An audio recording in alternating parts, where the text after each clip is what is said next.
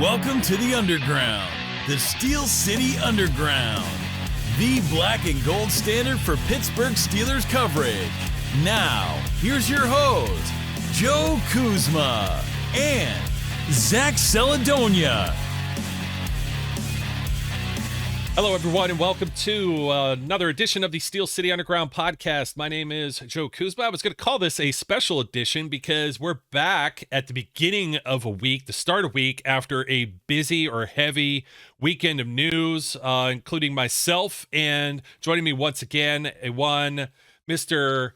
Zach Celadonia, a.k.a. The Flash. I know he is very giddy. He's about to jump out of his chair. How you doing over there, man? Can you contain yourself? Yeah, I can. I'm composed, ready. I got a good night's sleep, ready to talk ball.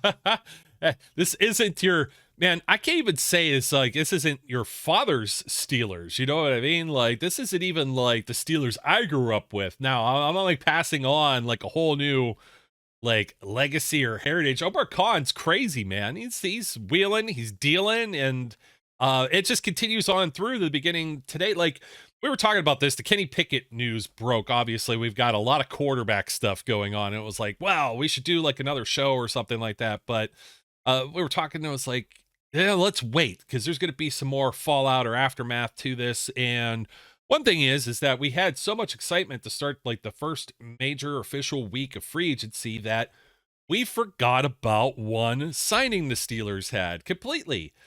Killebrew returning to the Pittsburgh Steelers, a special teams GOAT, Pro Bowler this year. Had that competition in the Pro Bowl where he caught all the footballs too, which is like he's had practice. You see those guys do that in Latrobe all the time. So it's just real brief. He does deserve recognition. I said, geez, you know what? I like number 28. That resonates with me. That's like my birthday. It's my daughter's birthday as well, as on the same numerical date. I'm like, I might have to invest in a Killebrew jersey. That'd be the oddball wearing it, but you know, you could do worse these days. As we'll get maybe to. It's a safe purchase, honestly. At least he's on a contract, and he's Pro Bowler, pump block god. I was very happy to see that move. It pretty expected, because I don't know why they would let him leave. I'm not sure there's anybody else who'd pay him more money, but he's got a role on this team and he executes it well. So he's well deserving of the contract. And he doesn't play many defensive snaps. He's not meant for that at this stage in his career. But as far as special teams is concerned, it's hard to find a better player than Killebrew. Yeah, I was trying to find what the details were. I thought it was like $6 million over 2 years. You know, I remember that was like the big knock on Derek Watt. Was, why did they pay? Why does he have like this $4 million? It was, you know, the cap hit because of the bonuses and stuff spread out over the years. So he didn't actually make 4 per season. Just kind of drive me, that stuff drives me crazy. I'm trying to see if I had it, because the Steelers, I don't know that they, I'm looking to see if they don't think they officially put out there like on their website, like the contract term. Get that through other channels, which is actually kind of weird. I've always thought about that. It's just a sidebar. It's like, you know what your teammates or whatever's made. At any time you could look up what these guys make. I would not feel comfortable like having that discussion. Money could be a funny thing, you know what I mean, with your own coworkers, and it's like pretty much frowned upon in the workplace. But Killebrew, 2 years, $6.5 million per Jeremy Fowler is what I got. So make it a bank. Yep, make it a bank. If you're good special teamer, do you think he's worth it? I do. Yeah. Obviously. So three phases to the game. Yeah. Oh yes. Always 3 phases of the game. That's why we're excited about a punter, a brand new punter, a good punter. And I'm knocking on wood that just keeps, you know, there's no drop off there. I'll be highly disappointed. I've been looking for a punter forever. Speaking of money and contracts, Dante Jackson traded in the trade, corner acquired from the Panthers when they sent wide receiver Dante Jackson over. Tripping over my words here. Got to get it right.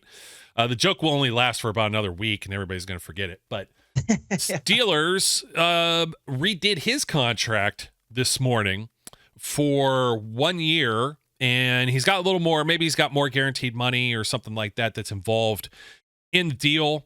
But overall, it's going to save the Steelers $4.5 million over the previous contract they inherited from the Carolina Panthers. And he's only going to be, we don't have, I think, the official. Yes, we do. It was Jason from Over the Cap. That's right. We were looking at it just a minute or two ago. offline, and there it is, $6 million. Dead money's 4.75. That's what they guaranteed him. So they ripped it up. Now you got to feel even better about this move because now you have filled a hole at corner. And I know you created one maybe at wide receiver, but you moved on from Dante Jackson, who probably wasn't going to be brought back in another year. You have a smaller cap hit now, and you moved up like, how many spots was it in the draft? I said again, like 50-ish or something like that, 60. Oh, they went from like 240 to like 198 or something like that. Yeah, I want to say. And I had it, and I said it on the last show because I don't want to get it confused with some of the other moves that were going on too, like with flipping some of these other rounds and blah blah blah blah blah. But I'll figure that out here in a second. But yeah, they move up in the draft, and now they have 4 top 100 picks because of this. So with the different flips of salary and the different pick, we thought the Steelers were going to be on the hook. Omar Khan was spending about $500,000 more to move up. I wanted to say for some reason 52's in my head, but I thought maybe 62, but they move up to like the very bottom of the 3rd round. It was one of the compensatory picks is coming. Oh, I'm sorry. I am getting that confused. That's part of Kenny's trade. That's part of Kenny's trade. Okay. Yeah. So let's see here. Steelers. I'll tell you what, this whole draft thing is a mess. Let me just show you what I do sometimes while I'm here. And I'm trying to find this stuff. And we're looking for Steelers, but it's like you've got like picks like this, Minnesota Vikings from Cleveland through Houston. And it's like, good luck trying to figure out where all these picks were. So there's the comp pick from Philadelphia we'll be talking about with Kenny. Pick 119. Here it is. 178 went from Arizona to the Panthers. So they moved up from the 7th round into the 2nd pick of the 6th round. Originally, they were all the way down. If we do it by, let's see, Pittsburgh. Because they name it, then of course they say Carolina Panthers from Pittsburgh. That was they got way up there from 240, which is 240. Way down here in the 7th round. 240 all the way on up to 178. That looks pretty good to me. Yeah, it's a high 6th round pick. So basically a 5th. I always say that when you're that high up to the threshold of the round ahead of you, you can count that as a 5th round pick. It's like when the Steelers got Joey Porter at pick 32. Even though that's usually a 1st round pick, it was a 2nd round pick, but essentially a 1st round pick. And it does help fill a hole at cornerback. I don't know how good Dante Jackson's going to be for the Steelers. He isn't a total liability in coverage. He's not the worst starting corner in the NFL, but it gives them flexibility in the draft, and it gives them more options in the early rounds because cornerback is a big need for this team. You want to find a good long-term partner for Joey Porter Jr. in the secondary. Dante Jackson probably isn't that guy to be here more than a couple of years, but he can start. He can provide good snaps. They got him for cheap. They traded Dante Jackson away, but that was essentially inevitable. So I like the move. The contract extension, even better, because they saved themselves close to $5 million doing that this morning. I like it. I think it was necessary as far as getting Dante out of the building and trying whatever you could to get something back more than just a pick. They got an actual starter quality player and a guy who now we don't have to worry about his money. Yeah, exactly. I think it's a win-win. The full details, just to recap, since it's a Monday morning, I'm still drinking my coffee. Dante Jackson and a 7th round pick this year, 240 overall for Dante Jackson, and a 2024 this year, 6th round pick, 178. So player swap, move up from 178 to 240. Now, on the other side of this, talking about moving people around and trades and getting people out the building, how things so quickly change in the National Football League. And man, this is going to be one hell of a show because the topic is the Steelers quarterback carousel. They went from Russell Wilson joining the team. The Kenny cell. Yeah. And 1 week ago, we're talking about Russell Wilson announcing it overnight. I got like no sleep last week around this same time. Trying to cover the signing and fighting with people on X. And anyways, we should put favorite pastime. We should put this back out there again because a lot of people are going to be like, they're saying, oh, the Kenny lovers, the Kenny haters.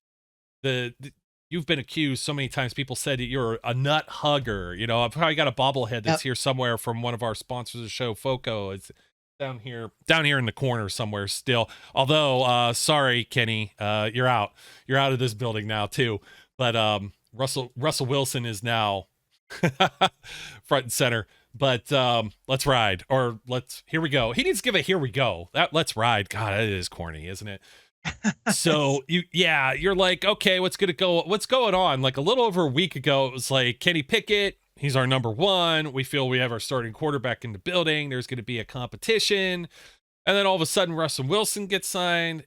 And then all of a sudden, Mason Rudolph's not brought back. And then all of a sudden, Kenny Pickett is sent packing to the Philadelphia Eagles. The terms of that trade was Kenny Pickett acquired by the Eagles, and along with a 2024 fourth round draft pick number 120, in exchange for the Eagles' third rounder, that's pick number 98, and then 2 future 2025 seventh round draft picks from the Eagles. So 3 draft picks for the Steelers, giving up Pickett in a fourth rounder, and they move up from 120 to 98. So yeah, I got a lot of things to say about this particular trade, but obviously when it happened, we knew there was going to have to be other news, and we'll be talking about that in a second.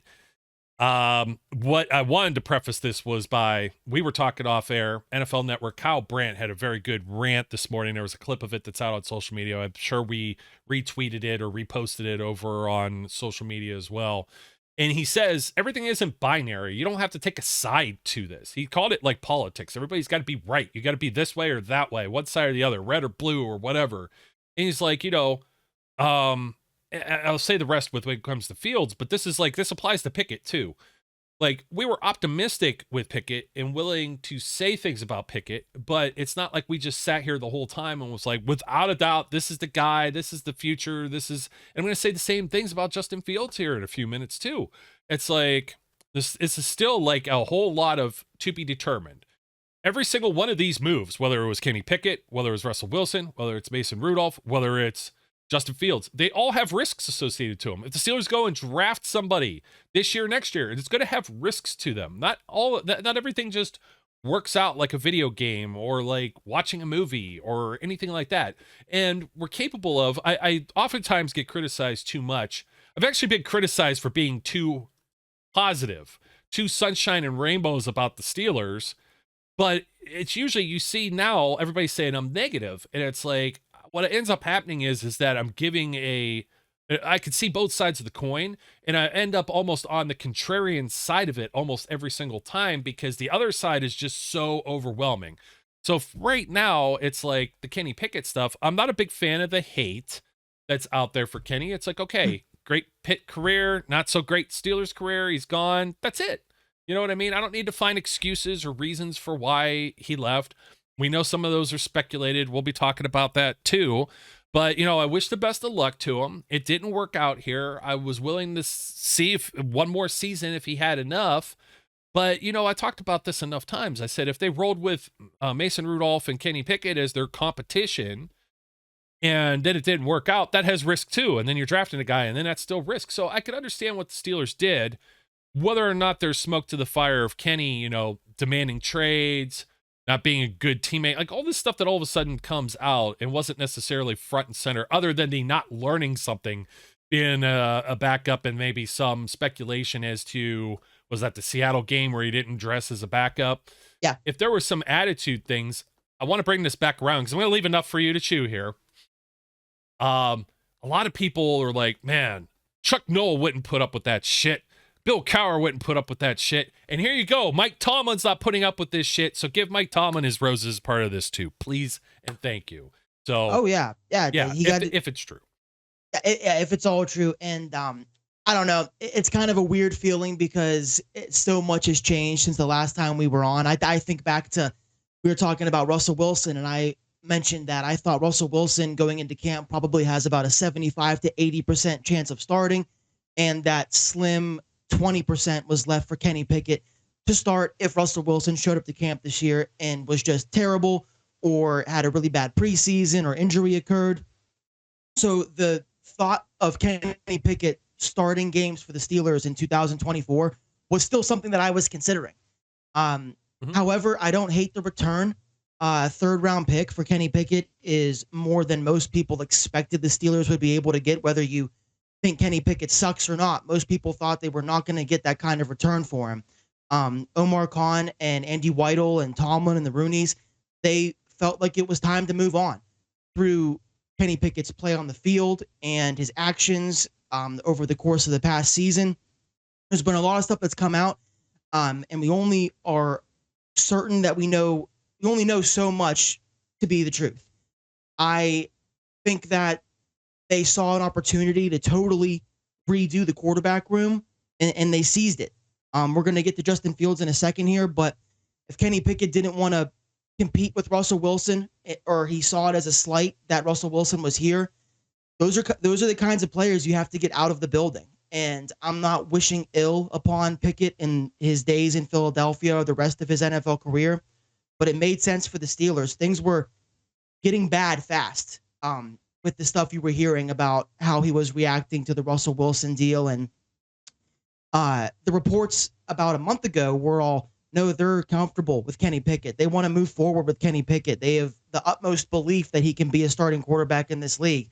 And things change to a degree, but you have to wonder, was this always on the Steelers' minds as a possibility? Were they really as comfortable with Kenny Pickett as they put off? Some of the softest shit that I hate to see on social media is the whole, oh, well, at the time, the reports were correct. At the time, that's what the Steelers were doing. We're like 3 weeks away, or that was like a month ago, and these I would have so much more respect for Pittsburgh media, national media, if they were just like, wow, the Steelers really did a good job of lying. they got what they wanted. They did a good job. It's National Liars Month. I don't think the reports were as correct as the media wants to put them off to be, that they were just going to go into the season with Kenny Pickett and Mason Rudolph. I didn't think that felt right at the time, and now I really feel like it wasn't true, obviously, because both guys are gone. So that whole like doubling down, like, oh, you fans, like, little do you know, whenever that report did come out, that's how the things were. That's how it was supposed to be. Like, okay, if that like makes you feel better and that helps you sleep at night, but fact of the matter is, Kenny Pickett is gone, Mason Rudolph's gone. The Steelers saw it as necessary, so it's hard for me to argue with that. I'm excited about the complete new feeling in the building behind Wilson and Fields. No one knows if it's going to work out, but I appreciate and I respect the Steelers for trying their best to change things up. They're trying to maximize their window they have, as open or not as it may be, with players like TJ Watt and Cam Hayward and Minkah Fitzpatrick. They feel good on defense. Well, they had to try and fix the offense. And I know on this show we've been accused many times of being too nice to Kenny Pickett and making excuses for him, but it wasn't just because I liked Kenny Pickett or I thought that he was going to be some Hall of Fame quarterback. It's because he was the quarterback of the team, and it was basically our jobs to try and find the positives and see what the Steelers were seeing in him. And now I feel like to continue that pattern of behavior, I see what they are seeing now, and that they didn't think there was a roster spot for Kenny Pickett on this team in 2024. Yeah, and one of those things too is like, that's one of the reasons we held on the show too, is because you need a backup quarterback in this league. We said there was like last check, what was it, 64 different quarterbacks that played last year, so more than likely a backup quarterback's going to get in there. Kenny has been out in and out of the lineup how many times? We had already said that was starting to be a concern. I talk to Bengals fans all the time that are concerned about it with Joe Burrow now too. Just as much concern as why some teams didn't. It's like, why didn't teams go after Lamar Jackson? Well, we all forget that he didn't finish the previous 2 seasons, and then he comes back and is an MVP. Who can predict that? Nobody can predict that. You're trying. It's not like you're reaching for anything with Kenny Pickett either. There's some people who are just like, again, they got to take one side or the other. Oh, he completely sucks. Oh, he's going to be good. He's going to lead the team to the Super Bowl. I was never like on the extreme ends of that. It was somewhere in the middle of like, well, this might not be. This is worth exploring. He's the top guy in his quarterback class. The Steelers didn't have to give up anything. There was like really no risk. People will be like, "Oh, well, he's a bust. They wasted a first round pick." If you're going to draft somebody, you're probably going to use a first round pick to get them, and oftentimes you're going to trade and use other picks in order to do so. So I've never had a problem with them exploring that, and now they're exploring other options, like you said, to maybe maximize the careers of the guys they have on defense. They feel they have a good defense. Let's put it this way: the offense can't get much worse, and they still made the postseason based on playing those three quarterbacks. And if you go into the season again with the same that you had last year, at some point you're like, well, you're starting to question some of it. And I don't know if I said this on the show. I know I've said it in back rooms. May have said it to you, Zach, via text. I know I had conversations with some other folks about this. And I said, as soon as Wilson was signed, I was like, I wonder if they'd put Kenny on the trade table. Now, there's a lot of things that come out. It's like, well, Kenny had a session with the wide receivers, like in Florida or somewhere with nice weather, and he canceled it. Well, maybe he knew he's starting to pack his bags, and he said, "Not." These players have like a feel, or they know. We know that Mason Rudolph was talking. His representatives were talking up through Sunday night, and then the Wilson announcement was made. We don't know what information was exchanged there, and then we don't know what information came out of there that was then given to Kenny Pickett. It just seemed awful sudden with the Kenny Pickett news. There's some speculation that Mason Rudolph knew some of this, or maybe Kenny saw what was going on with Mason, didn't want that to happen again. You could speculate till the cows come home. But man, did it seem awful sudden that all of a sudden this guy has a poor attitude. He's always had a poor attitude, and that's why they traded him. That sounds like some about face, save face for the organization type stuff that gets out there. And you talk about the media that has the press access with the Steelers. We're talking about the people that actually sit in the press conferences that ask some of the we heard the questions, same questions over and over and over to Russell Wilson. And Russell Wilson, even Kaboli said something like, "Oh, he's a real pro at this." It's like, yeah, he knows how to navigate these waters because he's done this once or twice, 13 NFL seasons. Yeah.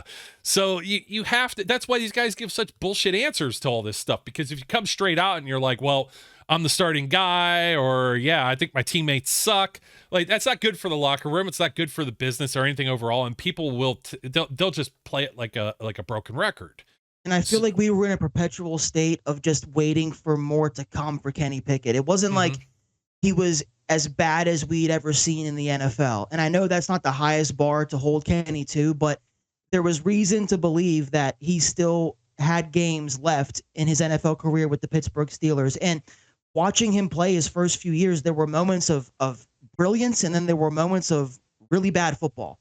And it never felt like we were getting any closer to a point where he was going to be better, but he also wasn't playing worse. He wasn't playing bad enough to just totally cut him and move on. So I think it's good they ripped the Band-Aid off. Going into year 3, that's a lot of times a quarterback's first year of playing really, really good. When they're projected to be like a rookie franchise quarterback, year 3 is a year you look for a guy to make a big leap and play better. The Steelers felt like through their own actions, they showed it that step wasn't going to take place, or at least they felt more comfortable going with Russell Wilson and Justin Fields for this team right now. And I don't fault them for that. It's hard to talk through a trade like this when you feel like there are positives on both sides and negatives on both sides. But like, as we were just saying moments ago, not everything has to be so black and white. There's room for people in the middle, and you can believe that the Steelers were considering going with Kenny Pickett in 2024, and also understand that as the weeks went and as the offseason developed, they found it as the best situation for them to send him to Philadelphia, get the draft pick, and start fresh. Yeah, and that's where I'm at. And also, like, the media people, I got into some fights on Twitter because of this kind of binary taking sides. It was more or less like you didn't hear anything really about Kenny other than he didn't learn anything, and maybe that story with Seattle at the end of the year, maybe he didn't want to back up or whatever. And that may or may not be true. We know Dante had been very verbal about, very demonstrative, everything like that. And it looked like he was really campaigning for Mason Rudolph to come back too. Even I may have tweeted something out. I know there's some interviews and things. You don't want dissension in the ranks, But I just think it's funny that all this stuff all of a sudden now reportedly comes out. It's like months later, a year later, like this, because the media themselves, well, they have like obligations. Either they're covering something up because they don't want their access revoked, or they're just cowards and didn't put it out there, or they're just making it up, or they're expanding upon it for their own clicks and views and attention and everything, throw the spotlight on their platform, on themselves, ad revenue, whatever you want to call it. But if I find it hard to believe that Kenny Pickett was such a bad apple when, how many years was he next door at Pitt? Literally next door, where this is the reason they drafted him, because they knew him so intimately. I find it just, I find it very hard to believe. I think it just makes it a little easier for them, the Steelers organization it is, than saying, our previous GM took this guy, not the current one, so this isn't Omar Khan's guy, and we don't like him. We don't like him. We didn't want to take him, or we made a mistake, or any of the above. Like I said, any and all can be true. Any and all could be false. It's just a matter of, it's like you're picking and choosing and trying to create the story around this, other than, well, he didn't live up to expectations and now he's gone and you can move on. Yeah, exactly. And it's very uncharacteristic of the Steelers, but I'm open to that. One of the biggest flaws and faults of the Steelers recently has been them being stuck in their old ways. And it's very unlike them to move on from a first round player of any degree in year 3, let alone a quarterback. Yeah. Realizing and just biting the bullet and saying, hey, we got to try something else here. There's no point in waiting any longer. Things could get better, but it's not likely. So let's make a move now. Let's try to give ourselves the best situation to win and compete in 2024. And I appreciate them for that. Yeah, again, not your dad's Steelers. And so that was the panic. No, what are we going to do? What was that word I used for the first time last week? Catastrophizing. And it was like, do you think they sent Kenny Pickett away without having a plan? And one of those plans probably was one of these guys that they had interest in, that they didn't have interest in, that all of a sudden they had interest in again. And Justin Fields traded from the Steelers, or from the Bears to the Pittsburgh Steelers, in exchange for a conditional, it's a 6th round pick that could become a 4th next year, a 2025 pick. That's it. That's all she wrote. And I know I've been on a bender talking about how I didn't want Fields. Now I have to kind of do a little bit of a 180 backtrack on this, because from a position of where I didn't want Fields or wouldn't accept Fields, my bar has now been lowered to him being a backup quarterback and where he fits in as a backup. Before, the discussion was starting quarterback, competition for starting quarterback, potential starting quarterback. What's he going to cost? Draft compensation. What's he going to cost? Contract. Are you going to have this guy here for only 1 year? Look, when you could get somebody who has 38 starts in the National Football League as a quarterback, and that's your backup. There's a lot of starting quarterbacks that aren't good. You get a backup quarterback that at least has some experience and isn't going to completely crap the bed, then like I back off a little bit on the field stuff, because it's a 6th round pick. And before, like, full disclosure, I never thought he was going to be a bad pro when the Bears took him. We talked about this with the draft stuff. I think he was one of our main like photos, like what that I use for the promo graphics on the podcast. Back when he came out of Ohio State, all the Ohio State quarterbacks were labeled. They all suck. Don't draft an Ohio State quarterback. I'm like, this is the guy that's going to change that narrative. He's athletic. He's blah blah blah. Right? Hasn't worked out. What is he like? 10 and 18 as a starter? Hold on a second. He's 10 and 28, maybe. 10 and 38 starts. 10 and 28 as a starter. And he's got like a lot of cons with this play. We'll talk about that in a second. But just overall, the trade for Justin Fields and bringing him in, what else were the Steelers going to do as far as getting a backup with his kind of experience and perhaps maybe some upside? Probably nothing. So you got to like this move. It was gutsy. And for only a 6th rounder, that's a conditional pick. I mean, the Bears are taking a lot of flack for it. We'll put it that way. I think the Steelers even got like a little bit more out of that Kenny trade than maybe the Justin Fields one. Yeah, I'll take him over Ryan Tannehill. Like that. Point Yeah. number one is that they needed a backup quarterback, and a lot of people theorized about Ryan Tannehill or possibly drafting a guy in the mid rounds or some other journeyman to come in here. And Justin Fields is one of the best backup quarterbacks you could find, especially at his price with his experience, what he can do, and he gives you an added element of excitement. Like it's beyond than it's more than just Ryan Tannehill coming in here and being a backup and possibly playing due to emergency, and then see you later, see you next year. Justin Fields is going to go into camp as the backup with a chance to compete.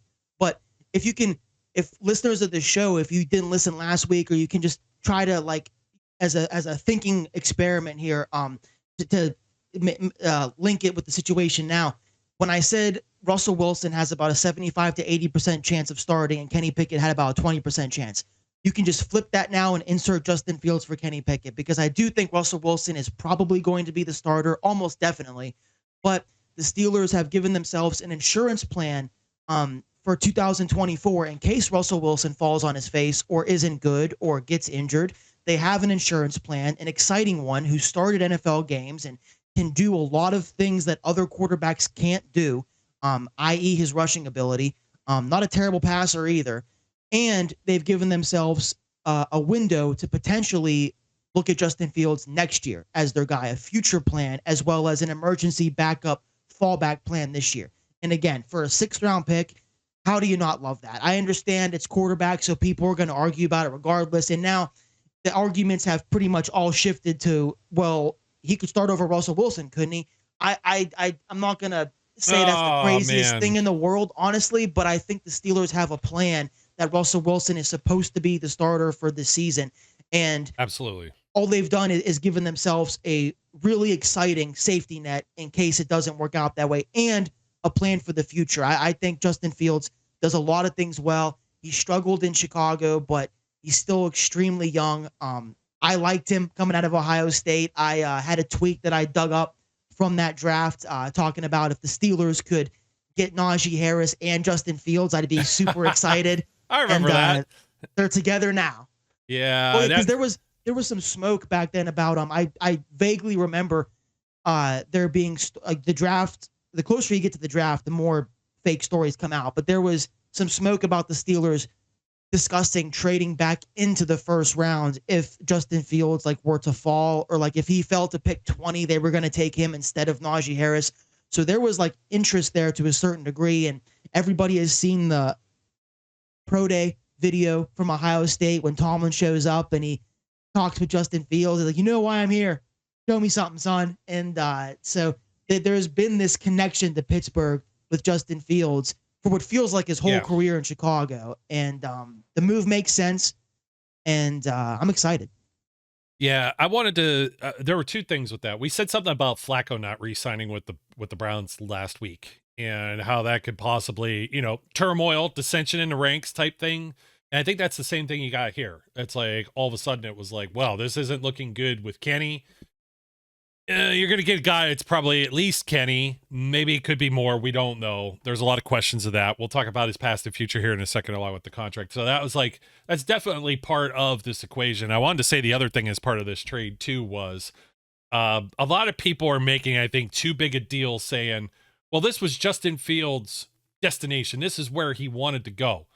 That's obviously out of whatever options were available of the teams that maybe made offers. We hear rumblings that, several teams made offers. And I put this out here.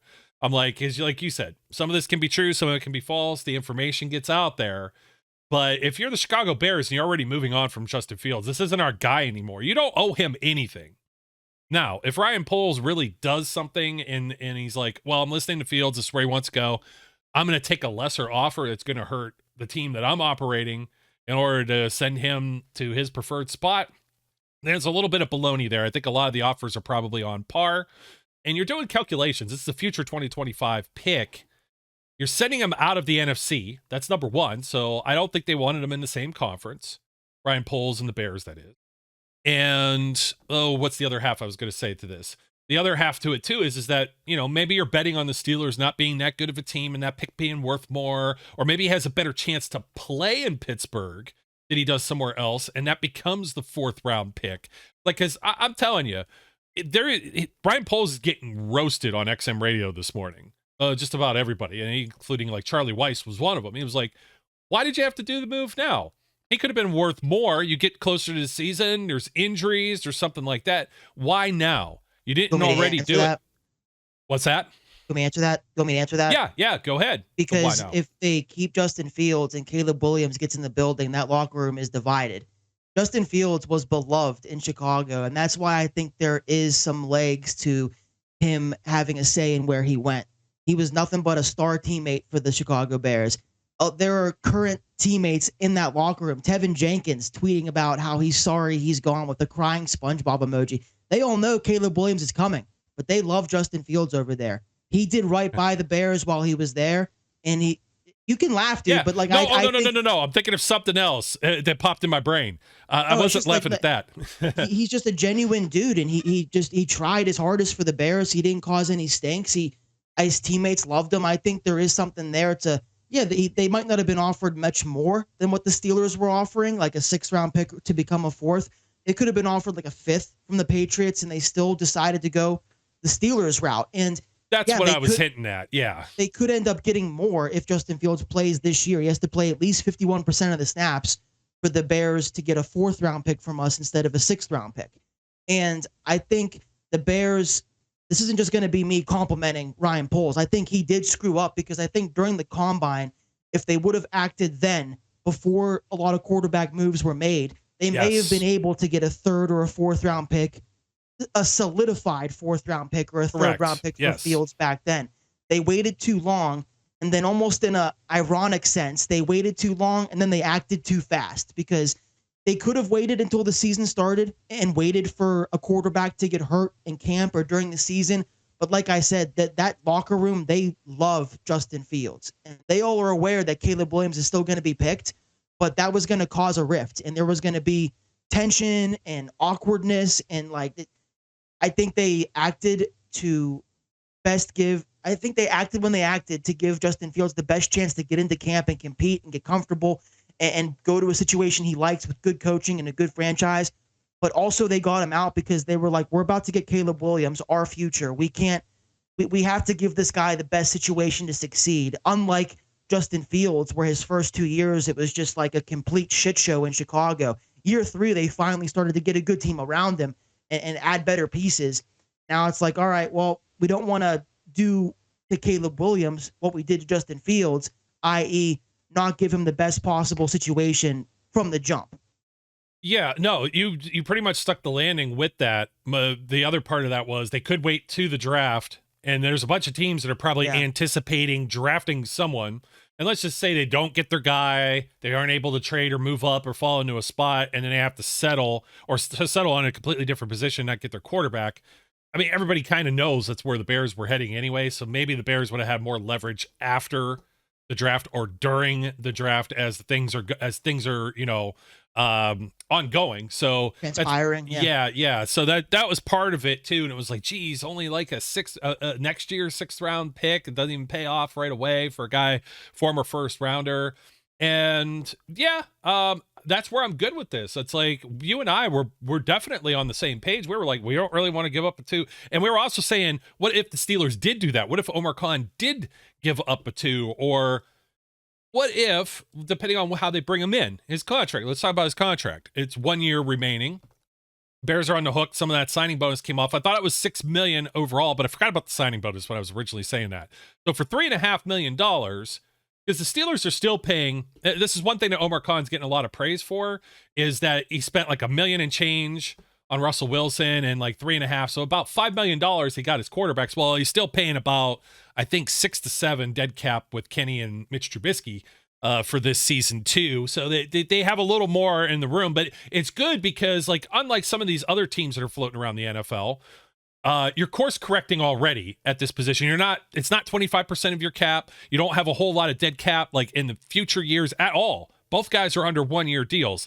That's the pro and the con to it is, the contract. We talked about the 5th-year option as long as they don't exercise. And now we've heard as high as 25 or 26 million. You see different estimates. I think Spotrac had the one that said 20 million for a 5th-year option that's fully guaranteed for Justin Fields. Nobody's doing that.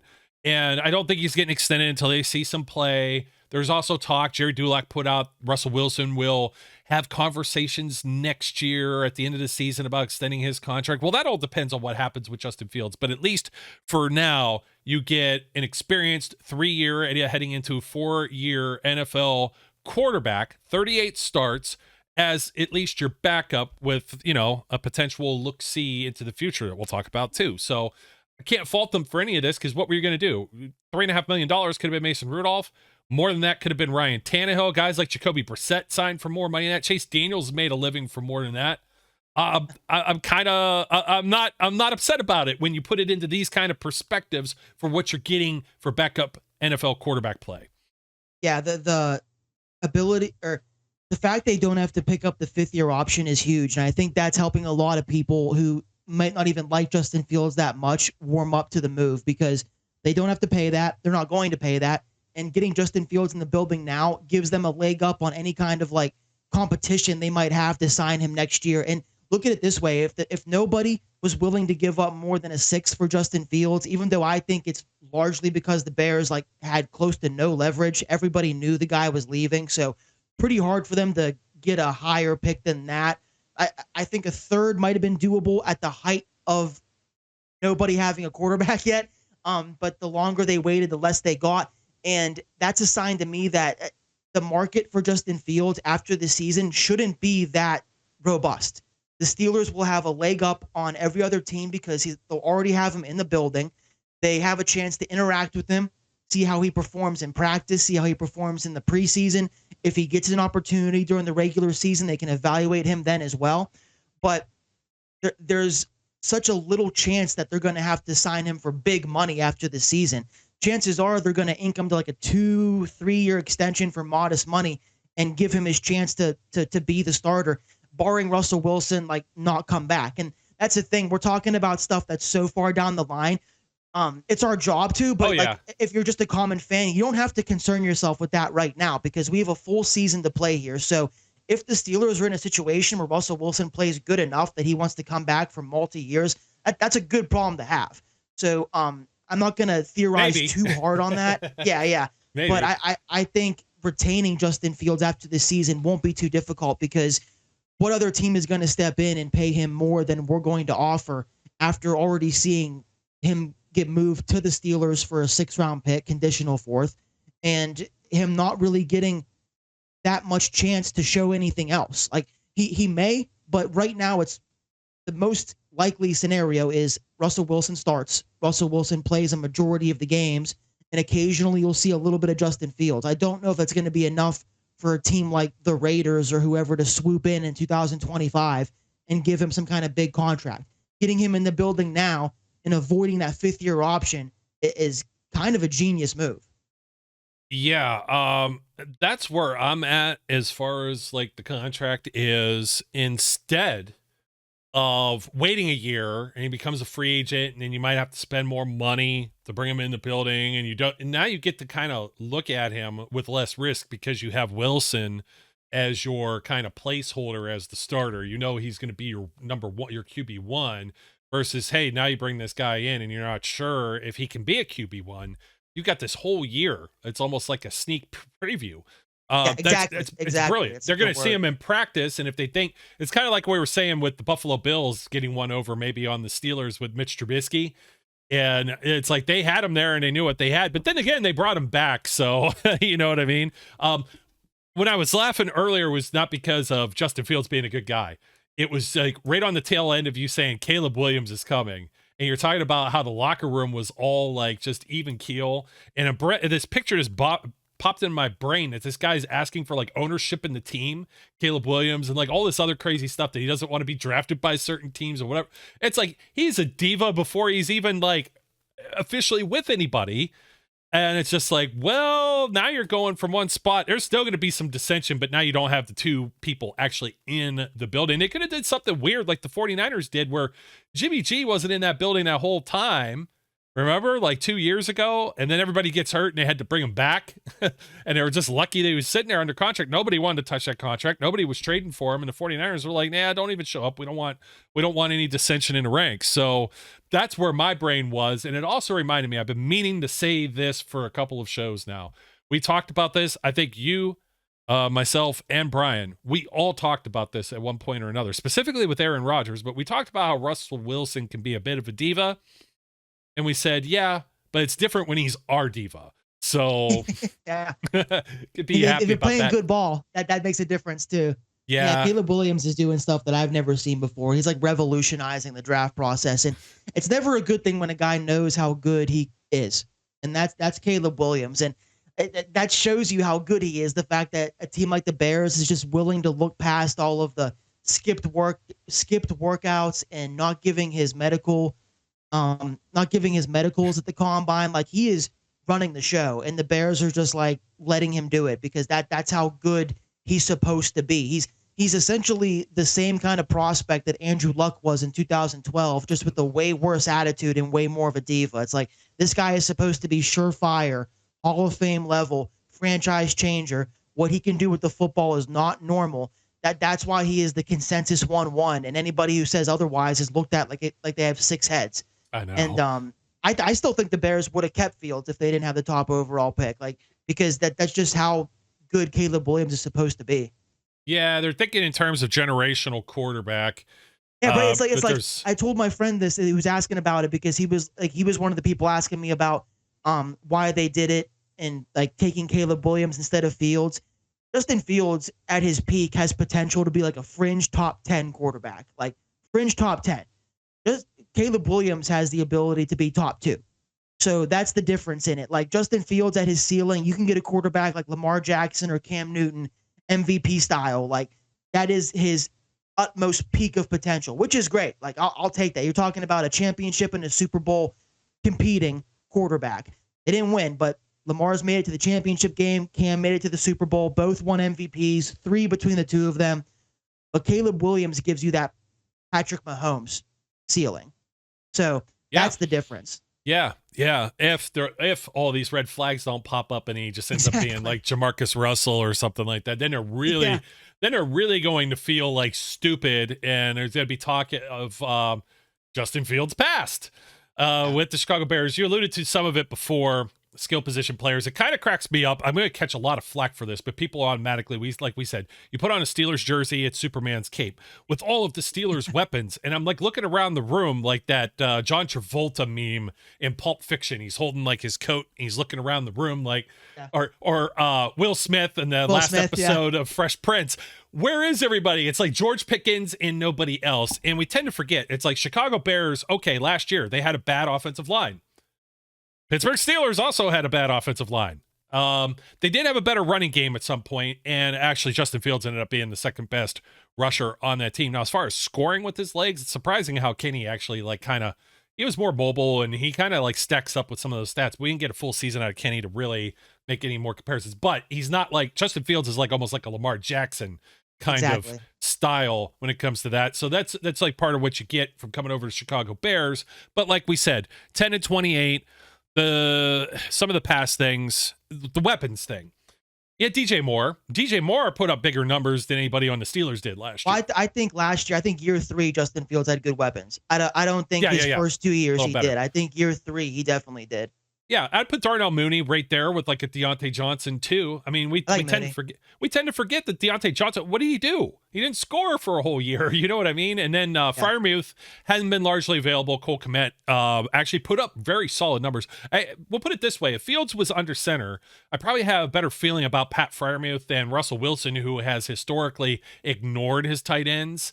That kind of worries me. But in an Arthur Smith offense, I don't know if that worries me or not, because we see Kyle Pitts, but we've also seen what happened with Tennessee and stuff like that too. But just in the past with Justin Fields, obviously I've made light of turnovers and sacks, and boy, both of these quarterbacks get sacked a lot. You have 135 sacks on 958 pass attempts, 38 starts, 40 total games.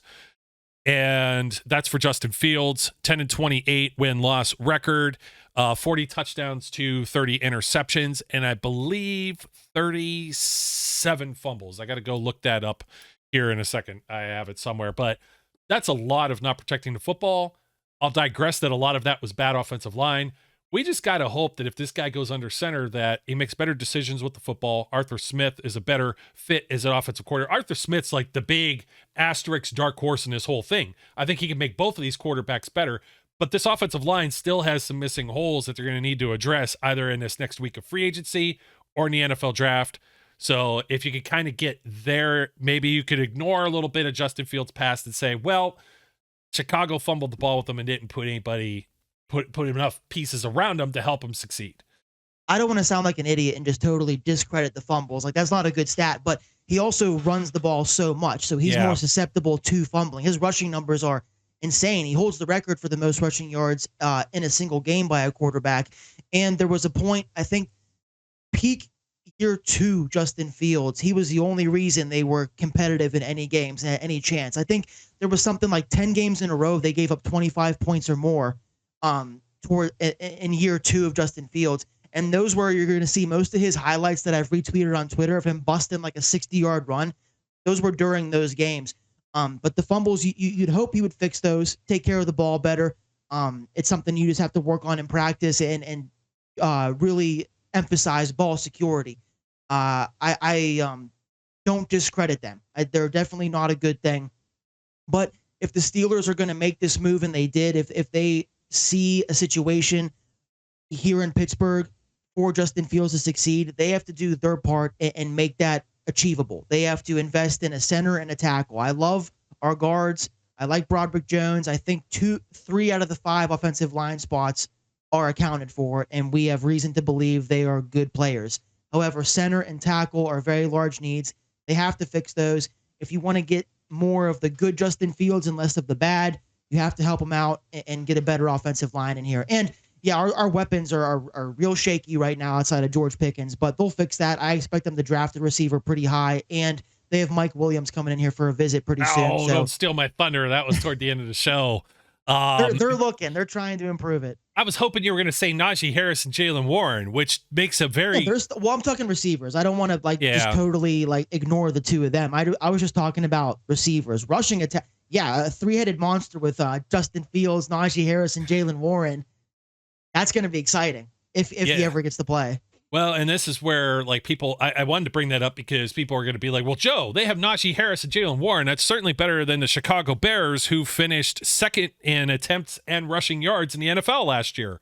No, wait a second. That's upside down. How did the Bears end up be a better rushing team than the Pittsburgh Steelers with better name brand running backs? I should say. Fields, though, largely, right? It is. Fields had 657 yards. What do you have per carry? Let's see, 5.3 per attempt. But Khalil Herbert had 4.6 per carry, 611 yards, and they also had Dante Foreman and Roshan Johnson, 425 and 352. So they had some guys. They had a lot of different guys carrying the rock. Of course, that's because Herbert only had 12 games that he played last year as well. So that it's interesting. It's interesting when you put some of those things into perspective. It's not just to be, again, I'm not a doomsdayer, I'm not catastrophizing, and I'm also not blowing smoke up the guy's rear end.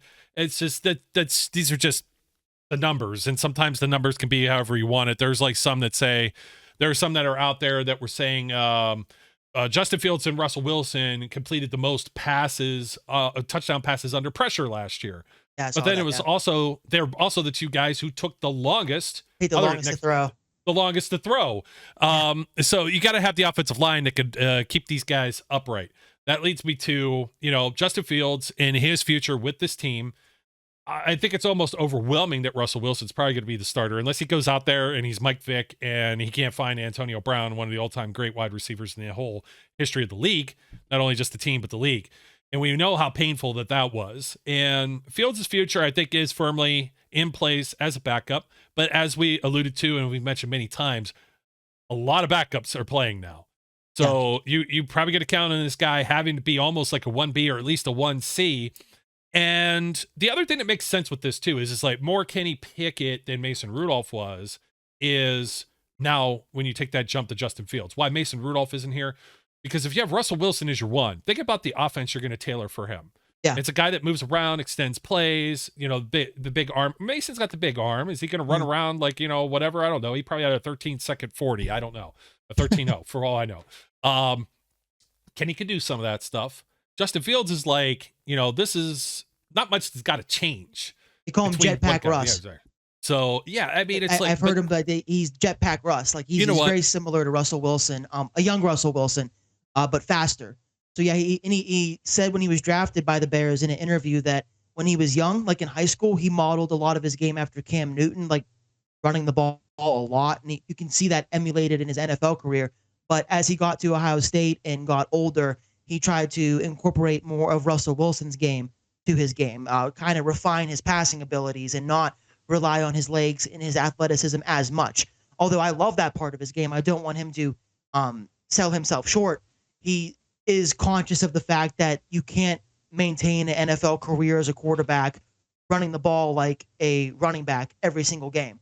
So he looks up to Russell Wilson. It's a nice connection they have going into camp. The fact that he's said things about Russell Wilson in the past, complimenting his game and speaking about how to emulate him. And his future, I agree that it's probably Russell Wilson's job, almost certainly, with the caveat that if he shows up to camp and sucks or has a bad preseason or gets hurt, then Justin Fields' opportunity will be here and now. But I kind of already said this earlier in the show, but just to go along with the topics bar and refresh the listeners' memories, I do think that the future, there's a possibility he will be the guy in Pittsburgh next year and given a chance to be the starter next year. But the season has to unfold still. But the Steelers did a good job of putting themselves in position to be first in line with the chance to sign Justin Fields for a new contract and give him the chance to try to be the starter. He's still very young, and you got him in the building, and you don't have any other options besides Russell Wilson, who's like 36, 37. So his future with the team, you could say it's bright at this point because there's so much unknown. I'd rather look at it from a positive perspective than a negative and think his future with the team is going to be, we're going to have him in this year for a backup and then he'll go somewhere else. That's boring. That sucks. So I think his future is he's going to be the backup this year primarily, but they're going to be evaluating him behind the scenes and trying to figure out if he makes sense for this team long-term going forward. And if they feel that way, they should be able to ink him to a deal. And not like anything crazy, like a modest deal that can eventually springboard him into one of these giant deals if he's that good. Well, we'll see if he's that good or they feel he's that good or if he's even back around as backup. Because on the flip side, again, I got to be contrarian, and this was the other half of it. I was like, I wonder which approach he'll take because people were saying, well, this is the future for Pittsburgh. And you will never not believe like the stupidity I see on social media. I actually saw somebody comment with this morning and say, this is the path the Steelers should have originally taken with Ben Roethlisberger. They should have gotten somebody that they could have sat behind him for a couple of years and then play. And I'm like, that was, they took Josh Dobbs and they took Mason Rudolph. What in the hell are you talking about? Yeah, they tried. They just didn't invest like a high pick, but they tried to their credit. And Ben would not like that. Ben would not be okay. People think Kenny has a bad attitude and like wanted his way out of town. If they would have taken a first or second round quarterback, Ben didn't like Mason. Like he would not be cool with them doing that. No, he was not happy about that because then they got rid of his buddy Landry Jones too. And I tweeted out yesterday, I was like, hey, I didn't forget when all of you were on board with Zach Mettenberger coming to town. And it had a photo of Randy Fichtner, Ben Roethlisberger, Landry Jones, and Zach Mettenberger, who never took a snap as a Steeler. But I remember everybody, if you remember, Ben got hurt or something, couldn't play against the Patriots the one year, and Landry Jones was prepped to start. And everybody, there was this huge debate and all the old articles and stuff that I just dig them up and throw them on here. It's hilarious seeing the tweets and stuff. Or like, should we have a debate? There's even people like, I don't want to put words in anyone's mouth, but let's just say Dale Lawley, for example. There's somebody of that caliber saying, should there be a debate as to whether Landry Jones or Zach Mettenberger starts this week against the Patriots? And I'm just like, this is where we were. And Zach Mettenberger, all-time classic, wearing 18 I know. back then. He had a visor, too, I remember. But that's where my point is with Justin Fields, though. Let's say Wilson does good. Fields ain't going to see the field in Pittsburgh then, because if they ink Russell to like another, like, let's say a 3-year deal, the guy, well, he just came out and said he wants to play like another 3 to 5 years. That's his possible. goal. Hey man, I'm excited about Fields and I'm a fan, but if Russell Wilson's good, that's all smiles for me. Icing on the cake, right? Yeah. So, that's why it's tough for me to just say Justin Fields is the future. For right now, he's being looked at as if maybe he could be the future. That's why sixth round. Who are you going to get in the 6th round that you don't have? Exactly. They don't have to groom this guy to even when to show up for meetings, or how much you should watch film, or what, or what's the expectation of working out with teammates or on your own, or whatever. Like, only thing he needs a new set of addresses where the practice facility and the stadium is for game day. You know what I mean? And then the rest of it's just taken care of. Like, it doesn't go through those rigors of being a rookie.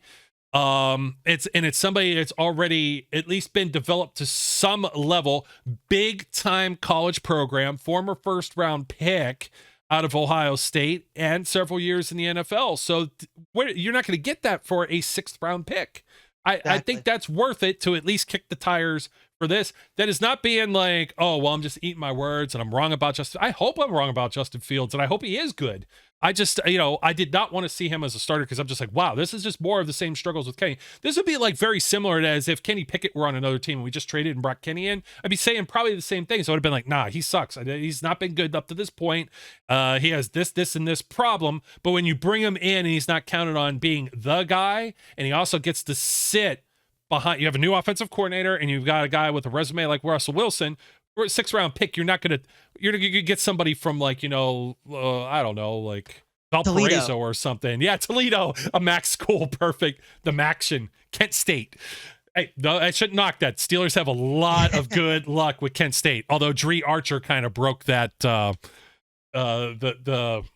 luck streak there. Yeah, Dree Archer. Every time I see the list of the combine, the fastest times, there's Dree Archer always front and center. I'm like, yeah, that went over really well. But as much nobody has learned faster, I feel like, than Steeler fans how fast things can change on your team. So whereas we're spending a whole show talking about the possibilities of Justin Fields this year, next year, last year, we could be right back here in a year, and both Russell Wilson and Justin Fields could be gone. That would suck. That would mean things went really wrong for the Steelers, but they could be in that situation next year.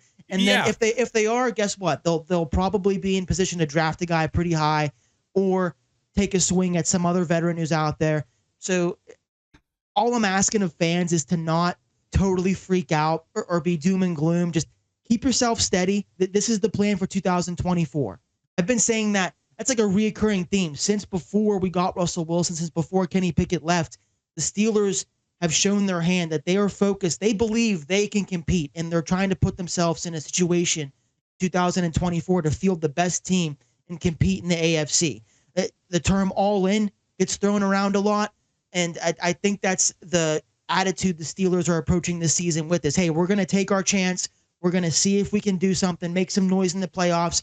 If it blows up in our face, well, we'll be right back at square one anyway. We'll draft somebody else. But I appreciate them trying to make a move and try to make some noise. And it's showing that they care, and they hear the fans. They hear the media. They feel the heat that the city is resonating, that we're not okay with just being fringe playoffs, or you make it to the playoffs and then you get bounced. Like, that's not what we're accustomed to in this town.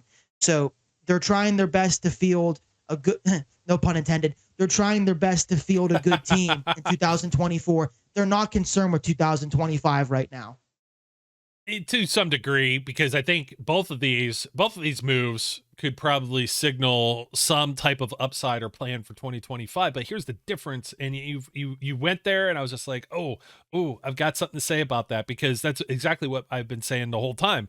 Was like, okay, what if this doesn't work out? Well, the Steelers didn't burn any type of draft picks or draft capital of major consequence that handicaps their 2025 team. They hadn't burned any kind of salary that handicaps their team for 2025. So if neither of these players, Russell Wilson or Justin Fields, work out, they're not handcuffed. Yeah, they're not exactly. like other teams. Like you look at the Browns, and they're stuck to Deshaun Watson for another 3 seasons. for better or worse. You know what I mean? And however that works, you look at the Chargers and their cap situation, and they just got rid of, they traded Keenan Allen to the Bears. Justin Fields probably like, what the hell, you know, like, and then Mike Williams just got released, and Austin they had Eckler, Austin Eckler not Khalil returning. Mack had to restructure his deal. Yeah, So did Bosa. So I mean, it's. Yeah. I mean, they went out and got Harbaugh, but it's like now they're handcuffed in different ways, and they hadn't won anything yet. So the Steelers are in a division with, you know, we could say all like at least like intended to be top level quarterbacks. I'm still out on Watson and what he's going to do, but Lamar just won an MVP. Joe Burrow took his team to a Super Bowl and two AFC championships. They're good. those two are good. those guys are good. You got to compete with that. And within the division, all the teams had a winning record this year. So this is this may be still the most competitive division in football. So this begs the final question, since we're already up against it. We kind of already mentioned it a little bit, but what's next for the Pittsburgh Steelers in free agency? We got the little bird, and I was like doing cartwheels over it. I understand it depends the cost associated with Mike Williams coming to the Pittsburgh Steelers. He's been traditionally he's been a high earning wide receiver over the years. He's a guy he's missed some time, but when you're trying to make a splash and you're trying to put someone out there, we talked about you need veteran players, locker room leaders, guys who've been there, done that, and you replace like Pickett, Rudolph with with Wilson, even with Fields, who's been around for a few years. Mike Williams. And let's see, he would be entering his 8th NFL season, turns 30 in October, and he will be reportedly visiting the Steelers this week. He did miss a lot of time, only played in 3 games last year, 13 the year before. Early in his career, he kind of had that knock also, but for the most part, outside of his rookie season, he had played in 16, 15, 15, and 16 games. Full seasons practically there, maybe sitting for one reason or another. This is the guy that's had 1,000 yards receiving twice in his career. He's 2 years removed from 1,146 yards and 9 touchdowns. Everybody talks about Justin Herbert and young quarterbacks and this and that. You look at the weapons that he had, put one of these veteran guys on the field, and he's going to be able to not only help a Russell Wilson or Justin Fields, he's going to be able to help a George Pickens fill a huge void that is the Steelers wide receiver room right now. And I think they probably sign one or two and still draft another, because I hate to say it, we didn't actually mention Van Jefferson yet. Former 2nd round pick, LA Rams, liked him coming out, has not had a very big career. In fact, I think the guys with the Bears, when I wanted to make a comparison with Fields having weapons, like all of those guys over there with Mooney, even Mooney missing time, had more, like we're talking like 20 some catches or something. I think Van Jefferson topped out about 3 years ago at 50 some catches. So it's never been, he's more of like a veteran, like kick the tires, like low risk, maybe high reward. Maybe he could be something. This might be a guy that might not even make the team. We're talking about Hakeem Butler like last year. You know what I mean?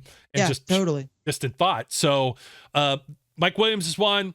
I'll leave you with Tyler Boyd, because we're still like, now they're saying, well, it might not be as close as it was last week or whatever. You never know with National Liars Month.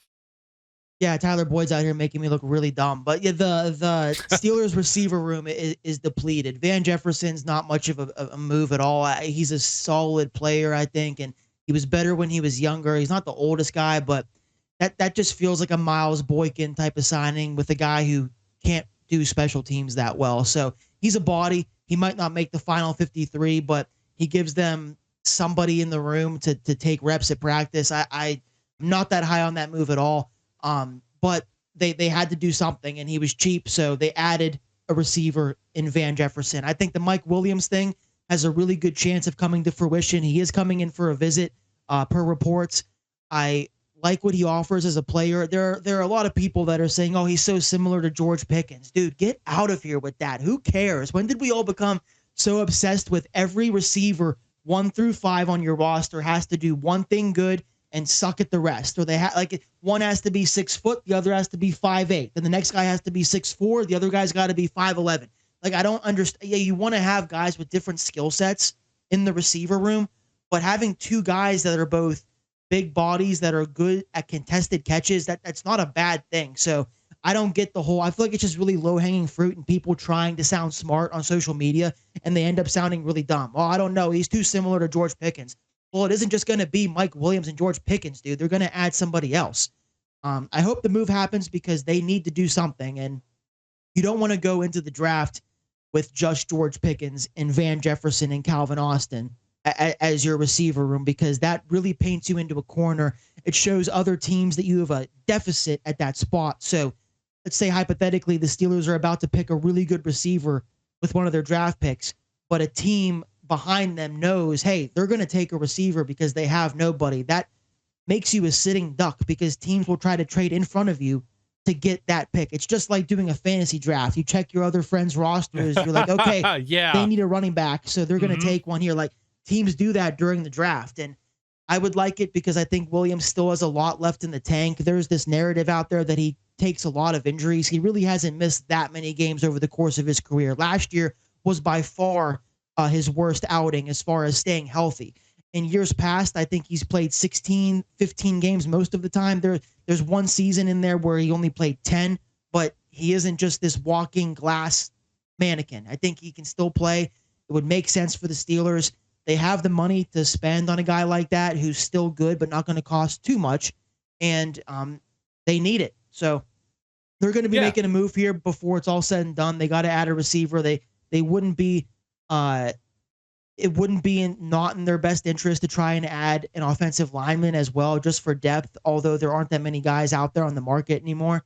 But receiver is a move that they definitely are going to do something. It's just a matter of who, when, and where. Because it's not going to be just Van Jefferson, I promise. Yeah, I feel almost more comfortable with Mike Williams than Tyler Boyd. They're both up there in age. They're around that 30 mark. Yeah. And, both of them have been career earners too. And it's probably where the hangup is on Tyler Boyd, still trying to maybe get a little bit more of that moolah. Mike Williams, with a little bit of the injury history, might not be able to get as much of a market, but he's probably the top guy out there. This isn't like a couple of years ago with Tyreek Hill and all these guys, Christian Kirk signing like insane deals, guys getting traded back and forth. You never know. Somebody could get traded somewhere else too, to the Steelers. But I'd be for Mike Williams. Is he too similar to George Pickens? No, I think this makes it so you can't double George Pickens. George Pickens would play in the slot. If you have Tyler Boyd to me comes off more like a Juju type player. It's not to say that they can't position him around like a chess piece, but he reminds me of like a good hands guy, possession receiver. He certainly has the accolades. He certainly put up the numbers over the years. I'd get more excited investing that money maybe in the guy that was a little more flash then maybe not. But I also get there's a lot of people out there that are the Pitt fans. Boyd was the hometown guy, so it's like bring him home, this and that. I'm still open to him. If Williams comes for his visit and leaves, I think that reopens the door for Boyd. It's just really weird that he hasn't been there's been nothing on Tyler Boyd since that report last week that the Steelers and him were a done deal. He hasn't taken visits elsewhere. He hasn't been rumored to be meeting with other teams. It's just total radio silence on Tyler Boyd's part. So I don't know if that's him waiting for the Steelers to offer more money or if he's waiting to see what happens with Mike Williams to maybe give his agents a point of reference of how much Tyler Boyd should be making. It's really weird. But right now it appears the Steelers have refocused and set their sights on Mike Williams for the time being. Will they be able to get him? We'll see. Yeah, I wish Over the Cap would update their wide receiver list because there's a bunch of guys that are on here. Tyler Boyd's actually the one that's listed, somewhere near the top of this one that hasn't already re-signed with the team. Hunter Renfrow, Odell Beckham Jr. Just get out of town. No. That's just please pass on Odell. That's one that I'm not. No, don't kick the tires. I wouldn't kick the tires on. I used to like Michael Thomas, former Ohio State player from the New Orleans Saints, signed that huge deal after just putting up record numbers and just couldn't stay on the field. So those aren't the kind of guys I'm necessarily looking for. And you're not going to kick the tires on bringing back like Chase Claypool, Allen Robinson. I think the ship has sailed for some of these guys. Somebody's going to say out there is going to be like Hunter Renfrow, be a good utility guy. But let me tell you, like you add Mike Williams, you add a rookie, and you have Pickens and you have Calvin Austin. Now you can massage Calvin Austin into this because Calvin Austin, he can take the top off. Yeah. I don't think it should be understated that he's basically, he's entering year 3, but he missed his whole first year. I thought he looked really impressive his first year in camp. He caught everything that came his way. And he's a fast dude. You get a quarterback that can put the ball on him, it's money. He could blow up overnight. I keep comparing him to Emmanuel Sanders in his early career, and that's where I feel he's at. If he turns the corner, the sky's the limit for this guy. It's just a matter of Calvin stay on the Austin field. a lot. I still like him. I think he can still be good. It's just the Steelers, more than anything, affected my view on Calvin Austin last year. I thought there were times where it looked like he was getting it and they were going to use him more, and they just shied away from it. But that's partially on the quarterback rotation and what was going on there. The fact that we had the worst offensive coordinator in the history of the NFL for a good part of the season, like that's all part of it too. So I still have confidence in Calvin Austin, the player. It's just I wonder how the Steelers are going to be able to use him and how they're going to be able to get him acclimated, because I still think he can be good, but I want the Steelers to show me that they think that too. Yeah, I'm with you. And with Calvin Austin, it's just a matter of, it's Matt Canada. It was Matt Canada's offense too. So you really don't know how handicapped some of that is. But like we said, with the quarterbacks and some of the other positions, you're not going to roll just into the season with just George Pickens, Calvin Austin, and whatever the rookie might be. I mean, you talk about risky with the with you don't know with Wilson or Fields. So you're going to pair somebody. It's going to be somebody. We just don't know who that is. I'd prefer Mike Williams. They got about $15 million in cap space right now. The Steelers do. They're still going to have to sign their rookie class. So you may have one more move coming. Somebody like a Mike Williams, somebody in their approaching their 30s. I can only see it maybe like a 1-year deal, maybe a 2-year deal, 1 year with a void where they spread it out over the next year, or it's the out on the contract. They release him and they're still dead cap, but it's tied to like the bonuses and guarantees to make this year's cap hit a like a 2-year, $16 million deal or something where he gets like 8 or 10 this year and then they can get out of it next year or something like that. Yeah, like a 10 bonus and he counts like 4 or 5 against the cap, and then the other 5 that's the dead money's next year. Like that's the kind of thing that you could see. And if it ends up being good, then he sticks around and it's not a bad deal at all. It's kind of like Allen Robinson, to be completely honest. Although I think higher upside. I like the Allen Robinson acquisition. I just wish they would have gotten him like several years before. Isn't that the case with everybody? Father Time always catches up with you. Good catching up with all of you that are out there. Hopefully you enjoyed the show. Hopefully you don't pick just a side. Stay classy in the comments section for us. Don't forget to like, comment, and subscribe. My name's Joe, and his name is Flash, Zach Celedonia. Till next time, we'll see what other big moves we have, and we'll probably catch you later this week if we can. Until next time, we encourage everyone out there to be safe, be good, and we'll catch you later. We would like to thank you for listening and remind our listeners to follow us on social media and our website, www.steelcityunderground.com.